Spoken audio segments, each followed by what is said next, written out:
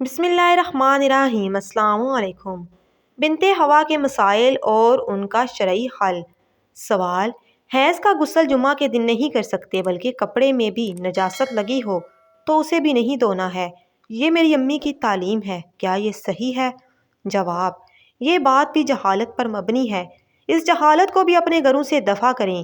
کس قدر حیرانی کی بات ہے کہ ایک عورت جمعہ کو حیض سے پاک ہو رہی ہے اور محض جہالت کی وجہ سے غسل نہ کر کے اس دن کی ساری نمازیں چھوڑتی ہے۔ یہ تو بہت بڑے گناہ کا کام ہے، اس سے باز آئیں۔